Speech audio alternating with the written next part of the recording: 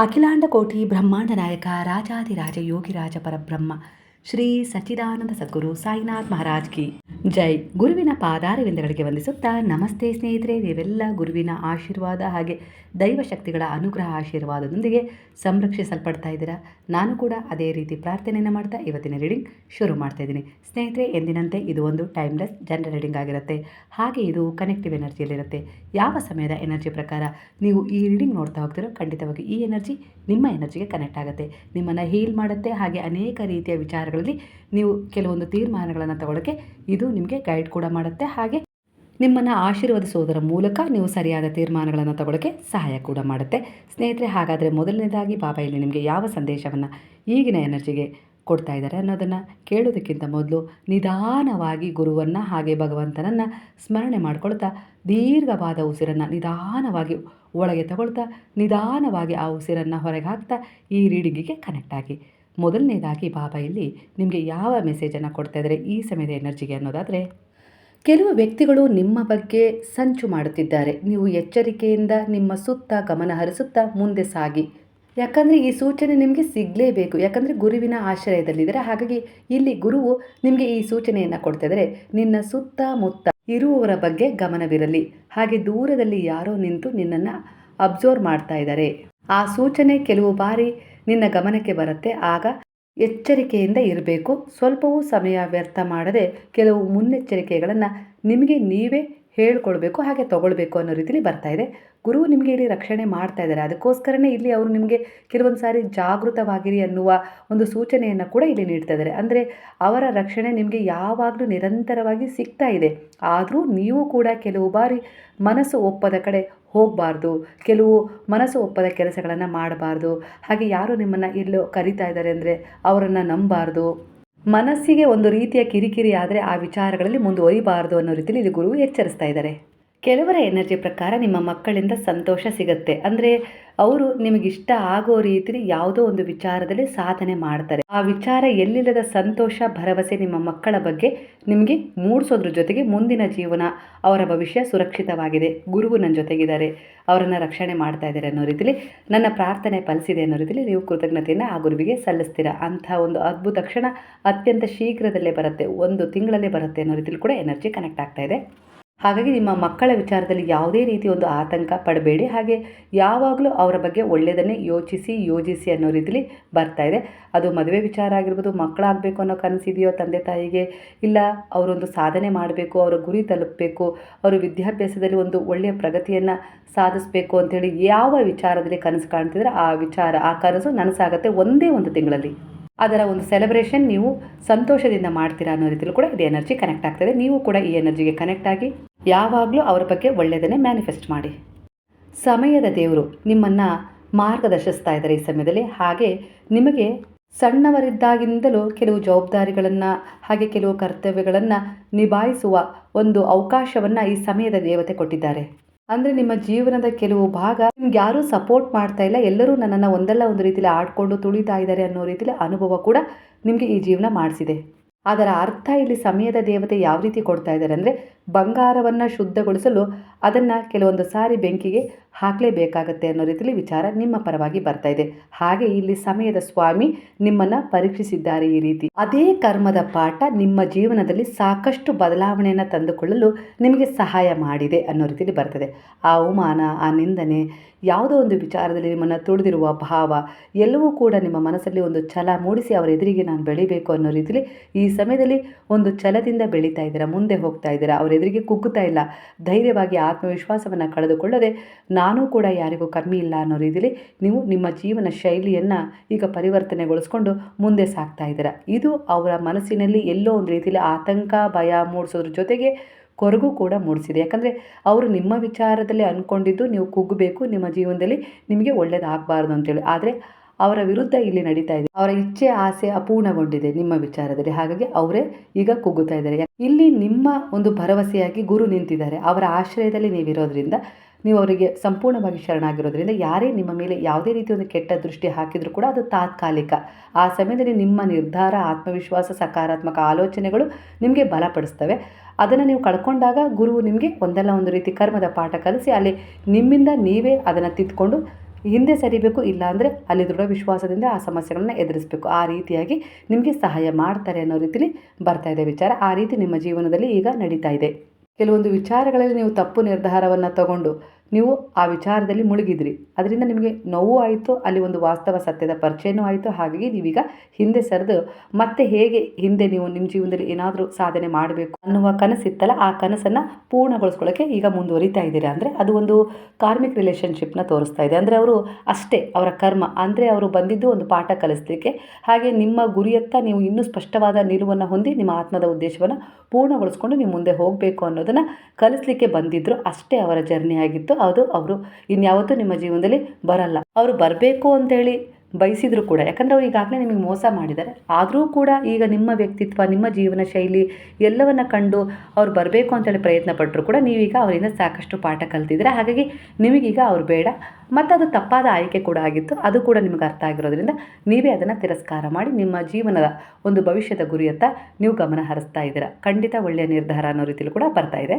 ಒಟ್ಟಾರೆಯಾಗಿ ಈಗ ನಿಮ್ಮನ್ನು ನೀವು ಬೇರೆಯವರು ಅರ್ಥ ಮಾಡ್ಕೊಳ್ಳಿ ಅಂತ ಹೇಳಿ ಬಯಸೋದಕ್ಕಿಂತ ನಿಮ್ಮನ್ನು ನೀವೀಗ ಸರಿಯಾಗಿ ಅರ್ಥ ಮಾಡ್ಕೊಂಡಿದ್ದೀರ. ಹಾಗಾಗಿ ಇಲ್ಲಿಂದ ಹೊಸ ಆರಂಭ ಶುರುವಾಗಿದೆ. ನೀವೀಗ ಪ್ರಾಕೃತಿಕ ರೂಪದಿಂದ ನಿಮ್ಮ ದಿನಚರಿಯನ್ನು, ನಿಮ್ಮ ಆರೋಗ್ಯವನ್ನು ಸ್ಥಿರವಾಗಿ ಇಟ್ಕೊಂಡಿದ್ದೀರ. ಅದೂ ಕೂಡ ಗುರುವಿನ ಕೃಪೆಯಿಂದ. ಅಂದರೆ ಅವರು ನಿಮ್ಮ ಜೀವನದಲ್ಲಿ ಬಂದ ಮೇಲೆ ನಿಮ್ಮ ಜೀವನ ಶೈಲಿ ಬದಲಾಗಿದೆ. ನಡವಳಿಕೆ, ಮಾತು ಎಲ್ಲವೂ ಕೂಡ ಬದಲಾಗಿದೆ. ನಿಮ್ಮ ಕನಸು ಕಾಣುವ ಪರಿ ಕೂಡ ಬದಲಾಗಿದೆ ಅನ್ನೋ ರೀತಿಯಲ್ಲಿ ಬರ್ತಾ ಇದೆ. ನಿಮ್ಮ ದೇಹ, ಮನಸ್ಸು, ಮಾನಸಿಕ ಸ್ಥಿರತೆಯನ್ನು ಕಳೆದುಕೊಳ್ತಾ ಇಲ್ಲ. ಹಿಂದೆ ಇದ್ದಕ್ಕಿದ್ದ ಹಾಗೆ ಯಾರಾದರೂ ಏನಾದರೂ ಅಂದಾಗ, ಇಲ್ಲ ನಿಮಗೆ ಅದನ್ನು ಪಡ್ಕೊಳ್ಳೋಕ್ಕಾಗಲಿಲ್ಲ, ನಿಮ್ಮ ಕನಸು ಈಡೇರಲಿಲ್ಲ, ನೀವು ಅಂದ್ಕೊಂಡಿದ್ದು ನಡೀಲಿಲ್ಲ, ಹಾಗೆ ನಿಮ್ಮ ಕುಟುಂಬವನ್ನು ಸಂಭಾಳಿಸಲಿಕ್ಕೆ ಸಾಧ್ಯ ಆಗ್ತಾ ಇಲ್ಲ, ಏನೋ ಒಂದು ವಿಚಾರದಲ್ಲಿ, ಅದು ಕೆಲಸ ಆಗಿರ್ಬೋದು, ಕುಟುಂಬ ಆಗಿರ್ಬೋದು, ಮಕ್ಕಳ ವಿಚಾರ ಆಗಿರ್ಬೋದು, ಯಾವುದರಲ್ಲೂ ಒಂದು ರೀತಿಲಿ ನಿಮ್ಮ ಮನಸ್ಸಿಗೆ ಅದು ಸರಿ ಅನಿಸ್ತಿಲ್ಲ ಅಂದರೆ ನೀವು ತಕ್ಷಣವೇ ದೇಹಕ್ಕೆ, ಮನಸ್ಸಿಗೆ ಬಹಳ ನೋವು ಕೊಡ್ತಿದ್ರಿ, ಒತ್ತಡ ಹೇರ್ತಿದ್ರಿ. ಆದರೆ ಈಗ ನೀವು ಆ ಮಾನಸಿಕ ಹಾಗೆ ಆ ದೈಹಿಕ ಸ್ಥಿರತೆಯನ್ನು ಕಳೆದುಕೊಳ್ತಾ ಇಲ್ಲ. ಈಗ ಏನೇ ಆದರೂ ಅದು ಒಳ್ಳೆಯದಕ್ಕೆ ಆಗಿದೆ. ಅದನ್ನು ವಿವೇಕದಿಂದ ಪರಿಶೀಲನೆ ಮಾಡಿ ನೋಡ್ತೀರಾ. ಹಾಗೆ ಅದು ಯಾಕೆ ನನ್ನ ಮನಸ್ಸಲ್ಲಿ ಬರ್ತಾ ಇದೆ, ಅದು ನಂಗೆ ಸಿಕ್ಕಿದ್ರೆ ಹೇಗೆ, ಸಿಗಬಾರ್ದಿತ್ತು, ಎಲ್ಲವನ್ನ ಕೂಲಂಕುಷವಾಗಿ ಚರ್ಚೆ ಮಾಡಿ ನಿಮ್ಮ ಜೀವನದಲ್ಲಿ ಏನೇ ಬರಲಿ ಅದನ್ನು ಒಂದು ಒಳ್ಳೆಯ ರೀತಿಯಿಂದ ಸ್ವೀಕರಿಸ್ತಾ ಇದ್ದೀರಾ. ಅದರಿಂದ ಪಾಠವನ್ನು ಕಲಿತಿದ್ದೀರಾ. ಹಾಗೆ ಅದು ನಿಮಗೆ ಏನು ಒಳ್ಳೆಯದನ್ನು ಮಾಡ್ತು ಅನ್ನೋದ್ರ ಬಗ್ಗೆ ಕೂಲಂಕುಷವಾಗಿ ಪರಿಶೀಲನೆ ಮಾಡಿ ಅದು ನಡೆದಿದ್ದೇ ಸರಿ ನನ್ನ ಜೀವನದಲ್ಲಿ ಅನ್ನೋ ರೀತಿಯಲ್ಲಿ ಎಲ್ಲವೂ, ಅಂದರೆ ಹೇಗಪ್ಪ ಅಂದರೆ ಸಮಾಧಾನವಾಗಿ ಎಲ್ಲವನ್ನು ನೀವು ಈಗ ಒಪ್ಕೊಳ್ಳೋಕ್ಕೆ ಶುರು ಮಾಡಿದ್ದೀರಾ.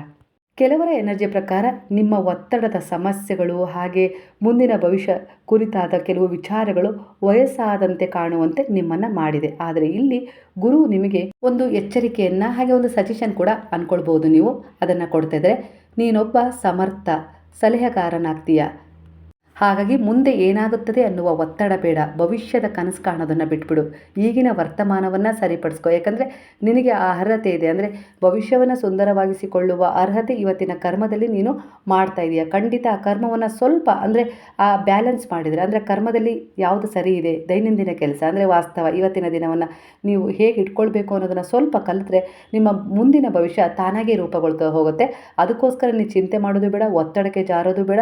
ನಿನ್ನ ಮುಖದ ಮೇಲೆ ವಯಸ್ಸಿಗಿಂತ ಮೊದಲೇ ನೆರಿಗೆಗಳನ್ನು ಮೂಡಿಸ್ಕೊಳ್ಳೋದು ಬೇಡ ಅನ್ನೋ ರೀತಿಯಲ್ಲಿ ಬರ್ತಾ ಇದೆ. ನಾನು ಆ ಕಾರಣನೇ ಈ ರೀತಿಯಾಗಿ ವಿವರಿಸಿದ್ದೀನಿ, ನಿಮಗೆ ಸರಳವಾದ ಭಾಷೆಯಲ್ಲಿ ಅರ್ಥ ಆಗಲಿ ಅಂತ ಹೇಳಿ. ಹಾಗಾಗಿ ಮುಂದೆ ಏನಾಗುತ್ತದೆ ಅನ್ನುವ ಒತ್ತಡ ಬೇಡ ಅಂತ ಹೇಳಿ ಬಾಬಾ ಹೇಳ್ತಿದ್ದಾರೆ. ಸಣ್ಣ ಸಣ್ಣ ಸಮಸ್ಯೆಗಳಿಗಾಗಿ ಈಗಿನ ನೆಮ್ಮದಿ ಕಳೆದುಕೊಳ್ಳಬೇಡ. ನನ್ನ ಮೇಲೆ ನಿನಗೆ ನಂಬಿಕೆ ಇದೆ ಅಂದಮೇಲೆ ಯಾಕೆ ಈ ಭವಿಷ್ಯದ ಕುರಿತು ಆತಂಕ ಅನ್ನೋ ರೀತಿಯಲ್ಲೂ ಕೂಡ ಬಾಬಾ ಇಲ್ಲಿ ನಿಮಗೆ ಒಂದು ಮಾರ್ಗದರ್ಶನವನ್ನು ಕೊಡ್ತಾ ಇದ್ದಾರೆ. ನಿಮ್ಮ ಈಗಿನ ಆತಂಕ ಮನಸ್ಥಿತಿಗೆ ತಕ್ಕ ಹಾಗೆ ಈ ಒಂದು ಎನರ್ಜಿ ಕನೆಕ್ಟ್ ಆಗಿದೆ ಅಂತ ಹೇಳಿ ಅನಿಸ್ತಾ ಇದೆ. ಇನ್ನೊಂದು ವಿಚಾರ ಇಲ್ಲಿ ಯಾವ ರೀತಿ ಬರ್ತಾ ಇದೆ ಅಂದರೆ, ಇಲ್ಲಿ ಬಾಬಾರವರೇ ನಿಮಗೆ ಹೇಳ್ತಾ ಇದ್ದಾರೆ, ನಿಮ್ಮ ಶರೀರದಲ್ಲಿ ಒತ್ತಡದ ವಿಷ ಕಡಿಮೆ ಆದರೆ ದೇಹ ಮತ್ತು ಮನಸ್ಸು ಸ್ಥಿರಕ್ಕೆ ಬರುತ್ತದೆ. ನೀವು ಏನಾದರೂ ನನಗೆ ಆಗ್ಬಿಡತ್ತಾ, ಶತ್ರುಗಳು ಏನಾದರೂ ಮಾಡಿಬಿಡ್ತಾರಾ ಅನ್ನೋ ರೀತಿಯಲ್ಲಿ ಪದೇ ಪದೇ ಯೋಚಿಸೋದು ಬೇಡ.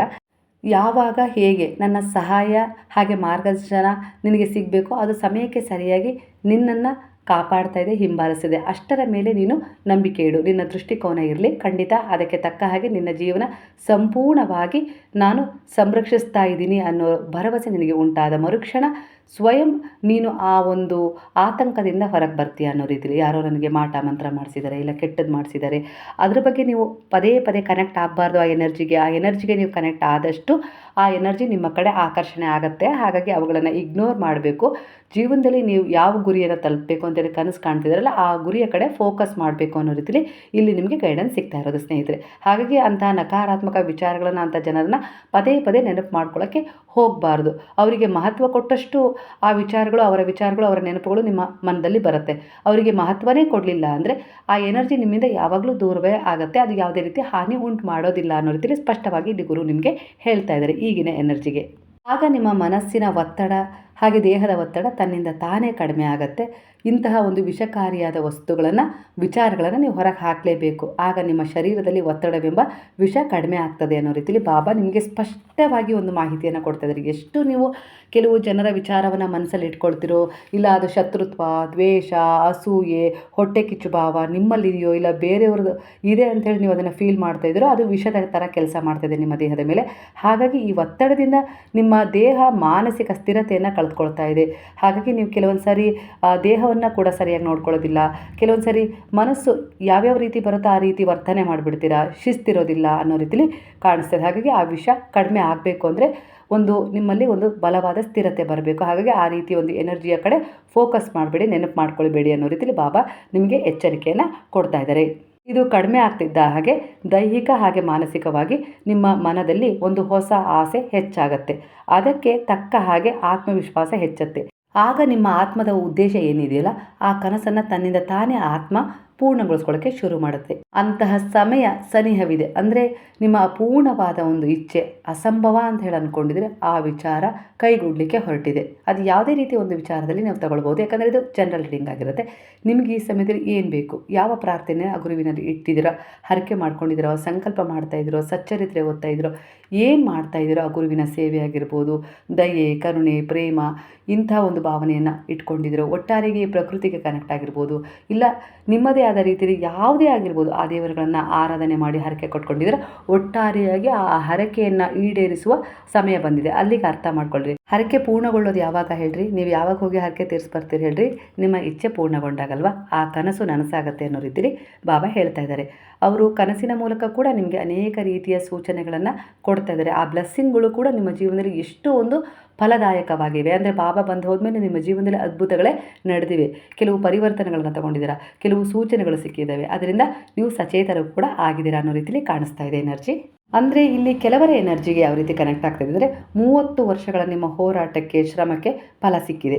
ಈ 30 ವರ್ಷ ಹೋರಾಟ ನಿಮಗೆ ಒಂದು ಪುನರ್ಜನ್ಮ ನೀಡುತ್ತೆ. ಅಂದರೆ ಅದು ನ್ಯಾಯಕ್ಕಾಗಿ ಹೋರಾಡ್ತಾ ಇದ್ರು, ಇಲ್ಲ ಇನ್ಯಾವುದೇ ರೀತಿ ಒಂದು ವಿಚಾರಕ್ಕೆ ಹೋರಾಡ್ತಾ ಇದ್ರು, ಒಟ್ಟಾರೆಯಾಗಿ ಅದು ನಿಮ್ಮ ಜೀವನದಲ್ಲಿ ಒಂದು ಒಳ್ಳೆಯದನ್ನು ತಂದುಕೊಡ್ಲಿಕ್ಕೆ ಶುರು ಮಾಡ್ತಾ ಇದೆ. ಈ ಸನ್ನಿಹಕ್ಕೆ ಇದೆ. ಹಾಗೆ ಈ ವಯಸ್ಸಿಗೆ ಬರೋದ್ರೊಳಗೆ ನಿಮ್ಮ ಜೀವನ ಅನೇಕ ಕಠಿಣ ಪಾಠವನ್ನು ಕಲಿಸಿದೆ. ನೀವು ಕೂಡ ಕೆಲವರಿಂದ ಕಲ್ತಿದ್ದೀರಾ, ಕೆಲವು ವಿಚಾರಗಳನ್ನ ತಿದ್ಕೊಂಡಿದ್ದೀರಾ.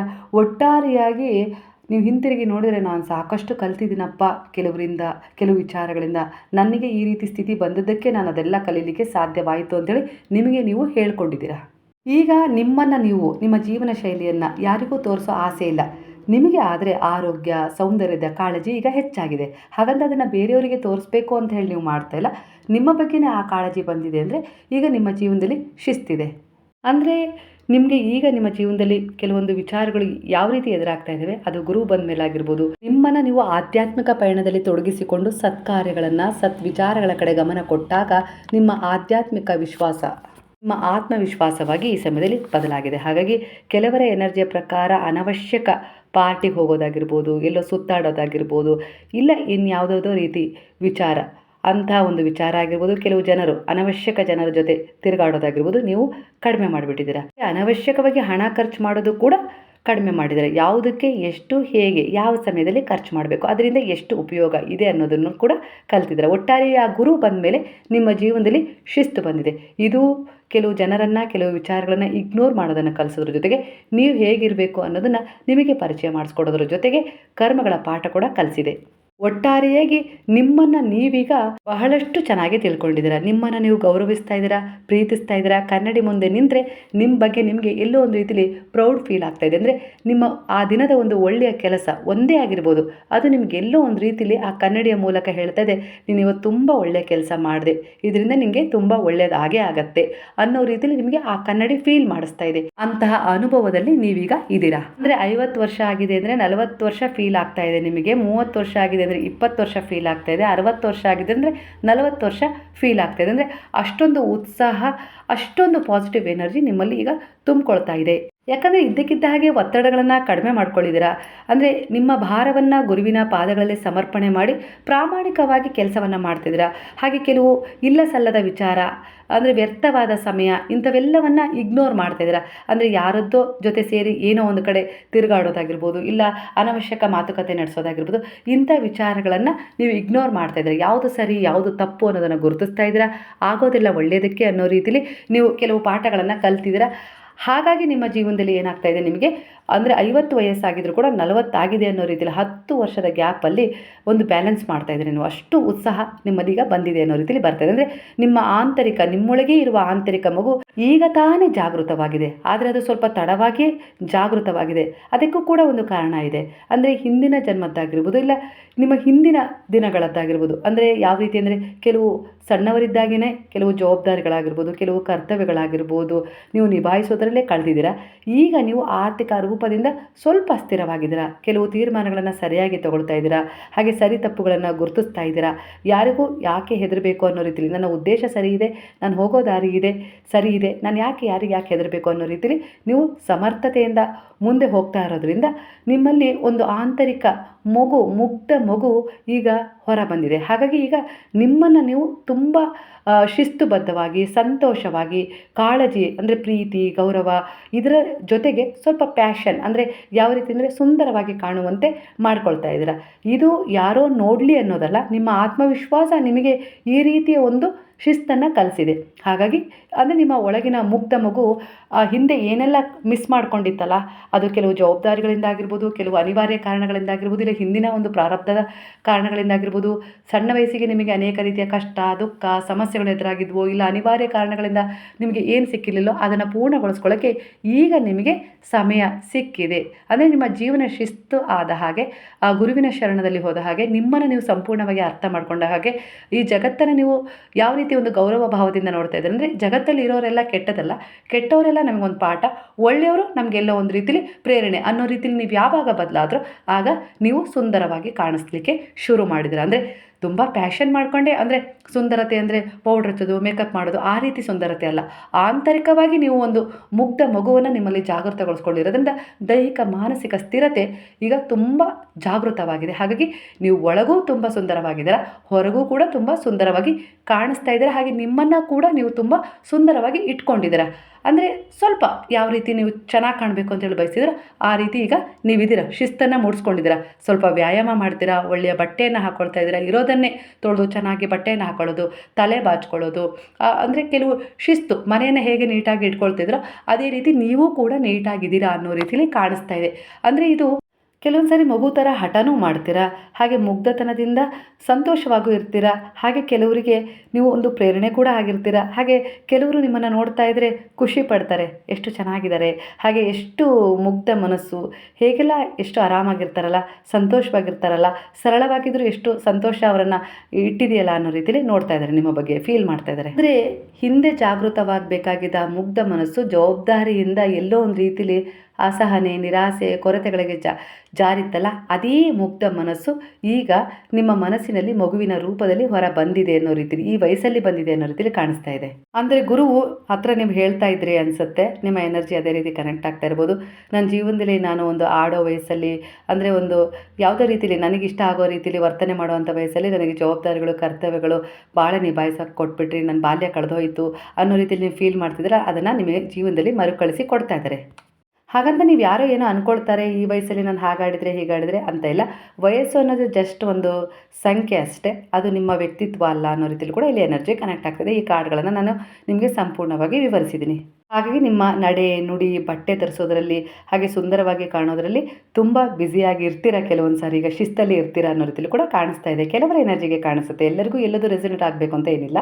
ಯಾಕಂದರೆ ಇದನ್ನು ಅನುಭವಿಸುವ ಸಮಯದಲ್ಲಿ ನಿಮ್ಮ ಮೇಲೆ ಕೆಲವು ಒತ್ತಡ ಅನಿವಾರ್ಯತೆಗಳು ಇದ್ವು ಅನ್ನೋ ರೀತಿಲೂ ಕೂಡ ಇಲ್ಲಿ ಕಾಣಿಸ್ತಾ ಇದೆ. ಅಂದರೆ ಭಾವನಾತ್ಮಕವಾಗಿ ನಿಮಗೆ ಯಾರೂ ಸ್ಪಂದಿಸಲಿಲ್ಲ, ಹಾಗಾಗಿ ನಿಮ್ಮ ಆಸೆ ಕನಸುಗಳನ್ನು ನೀವು ಬಿಗಿಯಾಗಿ ಒತ್ತು ಹಿಡಿದಿದ್ರಿ. ಹಾಗಾಗಿ ಈ ಸಮಯ ನಿಮಗೆ ಮತ್ತೊಂದು ಆ ಮಗುವಿನ ರೂಪದಲ್ಲಿ ಆ ಒಂದು ಜೀವನ ಶೈಲಿಯನ್ನು ಮರುಕಳಿಸಿ ಕೊಟ್ಟಿದೆ. ಹಾಗಾಗಿ ಆತ್ಮವಿಶ್ವಾಸದಿಂದ ನೀವು ಜೀವಿಸಿ. ಯಾರೋ ಏನೋ ಅಂದ್ಕೊಳ್ತಾರೆ ಅನ್ನೋ ರೀತಿಯಲ್ಲಿ ನೀವು ಅನ್ಯತಾ ಭಾವಿಸಬೇಡಿ ಅನ್ನೋ ರೀತಿಲೂ ಕೂಡ ಇಲ್ಲಿ ಎನರ್ಜಿ ಕನೆಕ್ಟ್ ಆಗ್ತಾ ಇದೆ. ಇನ್ನೊಬ್ಬರಿಗೆ ಬೇಸರ ತರಿಸುವಂಥ ಒಂದು ಎನರ್ಜಿಯೇ ನಿಮ್ಮದಲ್ಲ, ಆದರೆ ಅವರ ಒಂದು ಜೀವನದಲ್ಲಿ ಅವ್ರಿಗೆ ಏನು ಸಿಕ್ಕಿಲ್ಲಲ್ಲ, ಆ ಎನರ್ಜಿ ನಿಮ್ಮನ್ನು ನೋಡ್ತಿದ್ದಂಗೆ ಅವರಲ್ಲಿ ಎಲ್ಲೋ ಒಂದು ರೀತಿಯಲ್ಲಿ ಬ್ಯಾಡ್ ಫೀಲ್ ಮಾಡಿಸುತ್ತೆ ಅಷ್ಟೇ. ಅದಕ್ಕೋಸ್ಕರ ಅವರು ಏನಾದರೂ ಮಾತನಾಡ್ಬೋದು, ಬಿಟ್ಟರೆ ಅದು ಕೂಡ ಅವರವರ ಒಂದು ಎನರ್ಜಿಗೆ ಕನೆಕ್ಟ್ ಆಗಿರುತ್ತೆ. ಹಾಗಾಗಿ ಬೇರೆಯವ್ರ ಬಗ್ಗೆ ಯೋಚನೆ ಮಾಡೋದಕ್ಕಿಂತ ನಿಮ್ಮ ಉದ್ದೇಶ ಒಳಿತಿನಿಂದ ಕೂಡಿದೆಯಾ, ನೀವಾಯಿತು ನಿಮ್ಮ ಒಂದು ಒಳ್ಳೆಯ ಜೀವನ ಶೈಲಿ ಇತ್ತು, ಆ ರೀತಿಯಲ್ಲಿ ನೀವು ಶಿಸ್ತುಬದ್ಧವಾಗಿ ಹೋಗ್ತಾ ಇದ್ದೀರಿ ಅಂದರೆ ಇಲ್ಲಿ ಯಾರಿಗೂ ಕೂಡ ಯಾವುದೇ ರೀತಿ ತೊಂದರೆ ಇಲ್ಲ. ಅದರಲ್ಲೂ ಅವ್ರಿಗೆ ತೊಂದರೆ ಆಗ್ತಾ ಇದೆ ಅಂದರೆ ಅದು ಅವರ ಮನಸ್ಸಿನ ಒಂದು ನಿರಾಸೆ ಕೊರಗು ಕಾಡ್ತಾ ಇದೆ. ಕೆಲವರ ಎನರ್ಜಿಯ ಪ್ರಕಾರ ನಿಮ್ಮ ಹೆಗಲ ಮೇಲೆ ಒಂದು ಅನಿವಾರ್ಯವಾದ ಒಂದು ಜವಾಬ್ದಾರಿ ಇದೆ. ಹಾಗೆ ನೀವು ಹಿಂದಿನ ಜನ್ಮದಲ್ಲಿ ಕೆಲವು ಕಾರ್ಯಗಳನ್ನು ಅರ್ಧದಲ್ಲಿ ಬಿಟ್ಟು ಬಂದಿದ್ದೀರಾ. ಗುರು ಈ ಜನ್ಮದಲ್ಲಿ ಆ ಕಾರ್ಯಗಳನ್ನು ಪೂರ್ಣಗೊಳಿಸ್ಕೊಳ್ಳಲು ಹಾಗೆ ಆ ಕರ್ಮದ ಲೆಕ್ಕಾಚಾರ ಚುಕ್ತ ಮಾಡಲು ನಿಮ್ಮನ್ನು ಆರಿಸಿದ್ದಾರೆ. ಅಂದರೆ ಋಣವನ್ನು ಕಳ್ಕೊಂಡ್ಬಿಡು, ಅದನ್ನೇ ಇಟ್ಕೊಂಡು ಮತ್ತೆ ಮತ್ತೆ ಮುಂದೆ ಹೋಗಬೇಡ, ಅದೇ ರೀತಿ ಕಠಿಣತೆಗೆ ಜಾರಬೇಡ, ನಾನು ನಿನಗೊಂದು ಅವಕಾಶ ಕೊಡ್ತೀನಿ ಅನ್ನೋ ರೀತಿಯಲ್ಲಿ ಬಾಬಾ ನಿಮಗೆ ಇಲ್ಲಿ ಸಹಾಯ ಮಾಡ್ತಾ ಇದ್ದಾರೆ ಅನ್ನೋ ರೀತಿಯಲ್ಲಿ ಬರೆದಿದೆ. ನೀವು ಯಾರಿಗೆ ಮನಸ್ಸಿಟ್ಟು ಪ್ರೀತಿಯಿಂದ ನಂಬಿಕೆ ಇಟ್ಟು ಸಹಾಯ ಮಾಡ್ತಿರೋ ಅವ್ರು ನಿಮಗೆ ಮೋಸ ಮಾಡಿದ್ದಾರೆ ಅಂದರೆ ಇದು ನಿಮ್ಮ ಓಲ್ಡ್ ಸೋಲ್ ಎನರ್ಜಿಯನ್ನು ಕನೆಕ್ಟ್ ಮಾಡ್ತಾ ಇರೋದ್ರಿಂದ ನಿಮ್ಮ ಆತ್ಮದ ಉದ್ದೇಶವೇ ಅದಾಗಿತ್ತು. ಅಂದರೆ ಅವರಿಗೆ ನಾನು ಮೋಸ ಮಾಡಿದ್ದೆ, ಹಾಗಾಗಿ ನನಗೆ ಈಗ ಮೋಸ ಆಗಲಿ ಅನ್ನೋ ರೀತಿಲಿ ಅದು ಈ ರೀತಿಯಾಗಿ ನಿಮಗೆ ವಂಚನೆ ಕೊಟ್ಟಿದೆ. ಅಂದರೆ ಸ್ವೀಕಾರ ಮಾಡಿದ್ದೀರಾ, ನಾನು ಅವರಿಗೆ ಹಿಂದೆ ಮೋಸ ಮಾಡಿದೆ ಹಿಂದಿನ ಜನ್ಮದಲ್ಲಿ, ಈಗ ಅವರಿಂದ ಅದನ್ನು ನಾನು ಸ್ವೀಕರಿಸಿ ನಾನು ಋಣಮುಕ್ತನಾಗ್ತೀನಿ ಅನ್ನೋ ರೀತಿಯಲ್ಲಿ ನೀವು ಆ ಒಂದು ಎನರ್ಜಿನ ಸ್ವೀಕರಿಸಿದ್ರೆ, ಹಾಗಾಗಿ ಆ ಮೋಸ ನಡೆದಿದೆ ಅನ್ನೋ ರೀತಿಯಲ್ಲಿ ಕೆಲವರ ಎನರ್ಜಿಗೆ ಬರ್ತಾ ಇದೆ. ಹಾಗಾಗಿ ಇಲ್ಲಿ ಗುರು ಹೇಳ್ತಾ ಇರೋದು ಆಗೋದಿಲ್ಲ, ಒಳ್ಳೆಯದಕ್ಕೆ ಅಂತೇಳಿ ಮುಂದೆ ಹೋಗ್ತಾನೆ ಇರಬೇಕು, ನಿಲ್ಲಬಾರ್ದು ಅಂತ ಹೇಳಿ. ನೀವು ಹಿಂದಿನ ಜನ್ಮದಲ್ಲಿ ಒಂದು ಗೌರವದ ಸ್ಥಾನದಲ್ಲಿದ್ದಿರಿ, ಒಂದು ಉನ್ನತ ಸ್ಥಾನ ಅಂದರೆ ಯಾರಿಗೋ ಕೆಲವರಿಗೆ ಸಹಾಯ ಮಾಡುವಂಥ ಉನ್ನತ ಸ್ಥಾನದಲ್ಲಿದ್ದಿರಿ, ಹಾಗೆ ಕೆಲವರಿಗೆ ನ್ಯಾಯ ಕೊಡಿಸ್ತಾ ಇದ್ರಿ, ಹಾಗೆ ಏನಪ್ಪ ಅಂದರೆ ಒಂದು ಜವಾಬ್ದಾರಿಯುತವಾದ ಕೆಲಸ ಹುದ್ದೆ ಅಂಥದ್ರಲ್ಲಿ ಇದ್ರಿ ಅನ್ನೋ ರೀತಿಯಲ್ಲಿ ಕಾಣಿಸ್ತದೆ. ಅದೇ ಕಾರಣ ಈ ಜನ್ಮದಲ್ಲೂ ಅದೇ ಕಾರಣದಿಂದ ನಿಮ್ಮಲ್ಲಿ ಈಗೂ ಕೂಡ ಒಂದು ನಾಯಕತ್ವದ ಗುಣ ಬಂದಿದೆ ಅನ್ನೋ ರೀತಿಯಲ್ಲಿ ಕಾಣಿಸ್ತದೆ. ಅಂತಹ ಲೀಡರ್ಶಿಪ್ ಕ್ವಾಲಿಟಿಗಳು ನಿಮ್ಮಲ್ಲಿ ಇದ್ದಾವೆ. ಕೆಲವರ ಕೈ ಕೆಳಗೆ ಕೆಲಸ ಮಾಡೋದು ನಿಮಗೆ ಇಷ್ಟ ಇಲ್ಲ. ಹಾಗೆ ಏನಾದರೂ ನಿಮಗೆ ಅನ್ಯಾಯ ಅವ್ರು ಮಾಡ್ತಾ ಇದ್ದಾರೆ, ಇಲ್ಲ ಮೋಸ ಮಾಡ್ತಾ ಇದ್ದಾರೆ ಅಂತೇಳಿ ನಿಮಗೆ ಗೊತ್ತಾದರೆ ನಿಮ್ಮ ಆತ್ಮ ಅವರ ವಿರುದ್ಧ ದಂಗೆ ಏಳುತ್ತೆ. ಅಂಥ ಸ್ವಭಾವ ನಿಮ್ಮದಾಗಿದೆ. ಅನ್ಯಾಯ ನೀವು ಖಂಡಿಸ್ತೀರಾ. ಯಾಕಂದರೆ ಈ ಸಮಯದಲ್ಲಿ ನಿಮ್ಮ ಮನಸ್ಸಿನ ಆಳದಲ್ಲಿ ಆತ್ಮವು ಹಿಂದಿನ ಕೆಲವು ವಿಚಾರಗಳನ್ನು ನೆನಪು ಮಾಡ್ಕೊಳ್ತಾ ಇದೆ. ಹಾಗಾಗಿ ಹಿಂದಿನ ಜನ್ಮದಲ್ಲಿ ನೀವು ನಿಮ್ಮ ಕರ್ತವ್ಯ ನಿಭಾಯಿಸಲು ನಿಮ್ಮ ಪ್ರೇಮ ಹಾಗೆ ಭಾವನೆಗಳನ್ನು ಕೊಂದಿದ್ರಿ. ಅದು ನಿಮ್ಮ ಕುಟುಂಬವನ್ನು ಸಂಭಾಳಿಸೋಕ್ಕೋಸ್ಕರ ಆಗಿರ್ಬೋದು, ಇಲ್ಲ ಕುಟುಂಬದ ಹಿತರಕ್ಷಣೆಗಾಗಿರ್ಬೋದು, ನೀವು ನಿಮ್ಮ ಪ್ರೀತಿಯನ್ನು ಕೆಲವು ಭಾವನಾತ್ಮಕವಾದ ಒಂದು ವಿಚಾರಗಳನ್ನು ತ್ಯಾಗ ಮಾಡಿದ್ರಿ. ಅಂದರೆ ಆ ಪ್ರೀತಿಯಿಂದ ಇಲ್ಲ ನಾನು ತೆಗೆದುಕೊಂಡ ನಿರ್ಧಾರದಿಂದ ನಮ್ಮ ಕುಟುಂಬಕ್ಕೆ ಏನಾದರೂ ತೊಂದರೆ ಆಗುತ್ತೆ ಅಂದರೆ ಆ ವಿಚಾರ ನನಗೆ ಬೇಡ ಅನ್ನೋ ರೀತಿಲಿ ಸಮಾಜದ ಹಿತದೃಷ್ಟಿಯಿಂದ ಕೂಡ ನೀವು ಈ ರೀತಿಯಾಗಿ ಒಂದು ತ್ಯಾಗ ಮಾಡಿದ್ರಿ ಅನ್ನೋ ರೀತಿಲಿ ಬರ್ತಾ ಇದೆ. ಹಾಗಾಗಿ ಕೆಲವು ಬಾರಿ ನಿಮಗೆ ಒಂಟಿಯಾಗಿರುವ ಫೀಲ್ ಆಗ್ತದೆ. ನಿಮ್ಮನ್ನು ಕೆಲವರು ಅರ್ಥ ಮಾಡ್ಕೊಳ್ಬೇಕು ಅಂತೇಳಿ ಬಯಸ್ತಾ ಇದ್ದಾರೆ. ನಿಮ್ಮ ಹತ್ರ ಆರ್ಥಿಕ ಸ್ಥಿತಿ ಚೆನ್ನಾಗಿದೆ, ಆದರೂ ಕೂಡ ಯಾರೂ ನಿಮ್ಮನ್ನು ಸರಿಯಾಗಿ ಅರ್ಥ ಮಾಡ್ಕೊಳ್ತಾ ಇಲ್ಲ ಅನ್ನೋ ರೀತಿಲಿ ಕೂಡ ಕೊರಗು ಕಾಣಿಸ್ತಾ ಇದೆ. ಕೆಲವು ವಿಚಾರದಲ್ಲಿ ಹಾಗನ್ನಿಸುತ್ತೆ ನಿಮಗೆ. ಅದೇ ಭಾವನಾತ್ಮಕ ಪ್ರೀತಿ, ಭಾವನಾತ್ಮಕ ಸ್ಪರ್ಶ ನಿಮಗೆ ಬೇಕು ಅನ್ನೋ ರೀತಿಲಿ ನೀವು ಪರಿತಪಿಸ್ತಾ ಇದ್ದೀರಿ. ಹಿಂದಿನ ಜನ್ಮದಲ್ಲಿ ಕಳೆದು ಹೋಗಿದ್ದನ್ನು ಈ ಜನ್ಮದಲ್ಲಿ ನೀವು ಹುಡುಕ್ತಾ ಇದ್ದೀರಾ. ಹಾಗಾಗಿ ಇಲ್ಲಿ ಮದುವೆಯಲ್ಲಿ ವಿಳಂಬ ಆಗಿರ್ಬೋದು, ಇಲ್ಲ ಸಂತಾನದಲ್ಲಿ ವಿಳಂಬ ಆಗಿರ್ಬೋದು, ಈ ರೀತಿ ಎನರ್ಜಿ ಕನೆಕ್ಟ್ ಆಗ್ತಿದೆ. ಇಲ್ಲಾಂದರೆ ಕೆಲವೊಂದು ಸಂಬಂಧ ಚೆನ್ನಾಗಿತ್ತು, ಅದರಲ್ಲಿ ಅಂತರ ಆಗಿದೆ ಅಂದರೂ ಕೂಡ ಅದಕ್ಕೂ ಕೂಡ ಇದೇ ಕಾರಣ ಆಗಿದೆ ಅನ್ನೋ ರೀತಿಯಲ್ಲಿ ಕೂಡ ಕನೆಕ್ಟ್ ಆಗ್ತಾ ಇದೆ. ಅಂದರೆ ನೀವು ಏನು ಕೊಟ್ಟಿದ್ರಲ್ಲ ಅದು ಇಲ್ಲಿ ನಿಮ್ಗೆ ಎಲ್ಲೋ ಒಂದು ರೀತಿಯಲ್ಲಿ ಸಿಕ್ಕಿದೆ. ಅಂದರೆ ನಿಮ್ಮ ಕುಟುಂಬ ಇಲ್ಲ ನಿಮ್ಮವರಿಗೋಸ್ಕರ, ಇಲ್ಲ ಜನ ಏನು ಅಂದ್ಕೊಳ್ತಾರೆ ಈ ಸಮಾಜಕ್ಕೋಸ್ಕರ ಯಾವುದಕ್ಕೋ ಹೆದರಿ ನಿಮ್ಮ ಪ್ರೀತಿಯನ್ನು ಬಲಿ ಕೊಟ್ಟಿದ್ರು, ಇಲ್ಲ ಕೆಲವರು ವಿಚಾರಗಳನ್ನು ತಿರಸ್ಕಾರ ಮಾಡಿದ್ರು, ಅದು ಈ ಜನ್ಮದಲ್ಲಿ ಕರ್ಮದ ರೂಪದಲ್ಲಿ ಕಾಣಿಸ್ತಾ ಇದೆ. ಅದರಿಂದ ಕೆಲವೊಂದು ವಿಚಾರಗಳಲ್ಲಿ ನಿಮಗೆ ಅಡೆತಡೆ ಸ್ವಲ್ಪ ವಿಳಂಬ ಆಗ್ತಾ ಇದೆ ಅನ್ನೋ ರೀತಿಯಲ್ಲಿ ಕೂಡ ಕಾಣಿಸ್ತಾ ಇದೆ. ಇದೇ ದೋಷಗಳು ನಿಮ್ಮಿಂದ ನಿವೃತ್ತಿಗೊಳಿಸ್ತಾರೆ. ಅದೇ ರೀತಿ ಬಾಬಾ ನಿಮಗೆ ಎಲ್ಲ ರೀತಿಯಲ್ಲೂ ನಿಮ್ಮಿಂದ ಕೆಲವು ಸೇವೆಗಳನ್ನು ಮಾಡಿಸೋದ್ರ ಮೂಲಕ ನಿಮ್ಮಲ್ಲಿರುವ ಒಂದು ಕರ್ಮವನ್ನು ಕಳೀತಾ ಇದ್ದಾರೆ. ಅದಕ್ಕೋಸ್ಕರ ನಿಮ್ಮನ್ನು ಆಯ್ಕೆ ಮಾಡ್ಕೊಂಡಿದ್ದಾರೆ ಅನ್ನೋ ರೀತಿಯಲ್ಲೂ ಇಲ್ಲಿ ಎನರ್ಜಿ ಕನೆಕ್ಟ್ ಆಗಿದೆ. ಕೆಲವರ ಎನರ್ಜಿ ಪ್ರಕಾರ ನೀವೊಂದು ATM ಆಗಿದ್ದೀರಾ. ಅದು ನಿಮ್ಮ ಪರಿವಾರಕ್ಕೋಸ್ಕರ ಆಗಿರ್ಬೋದು, ನಿಮ್ಮನ್ನು ನಂಬಿದವರಿಗೋಸ್ಕರ ಆಗಿರ್ಬೋದು, ಎಲ್ಲರ ಅವಶ್ಯಕತೆಗಳನ್ನು ಪೂರ್ತಿ ಮಾಡ್ತಾ ಇದ್ದೀರಾ. ನಿಮ್ಮ ಬಾರಿ ಬಂದಾಗ ಒಂಟಿತನದ ಫೀಲ್ ಆಗುತ್ತೆ. ಎಲ್ಲರಿಗೂ ಎಲ್ಲದನ್ನು ಸಮಯಕ್ಕೆ ಸರಿಯಾಗಿ ಕೊಡಬೇಕು ಅನ್ನೋ ಹಂಬಲ, ದುಡಿತಾ ಇದ್ದೀರಾ. ಅದನ್ನು ಅರ್ಥ ಮಾಡಿಕೊಂಡು ಅವ್ರಿಗೆ ಮಾಡ್ತಾ ಇದ್ದಾರೆ. ಆದರೆ ನಿಮ್ಮನ್ನು ಅರ್ಥ ಮಾಡಿಕೊಳ್ಳೋರು ಇಲ್ಲ ಅನ್ನುವ ಒಂದು ಸಣ್ಣ ಕೊರಗು ನಿಮಗೆ ಕಾಡ್ತಾ ಇದೆ. ಅಂದರೆ ಇದು ಹಿಂದಿನ ಜನ್ಮದ ಋಣದ ಒಂದು ಸೂಚನೆ ಅಂತ ಹೇಳಿ ಕಾಣಿಸ್ತಾ ಇದೆ. ಆ ಋಣವನ್ನು ತೀರಿಸ್ಕೊಳ್ಳೋಕೆ ಇಲ್ಲಿ ಬಂದಿದ್ದೀರಾ ಅನ್ನೋ ರೀತಿಯಲ್ಲಿ ಕೂಡ ಕೆಲವರ ಎನರ್ಜಿಗೆ ಇಲ್ಲಿ ವಿಚಾರ ಕನೆಕ್ಟ್ ಆಗ್ತಾ ಇದೆ.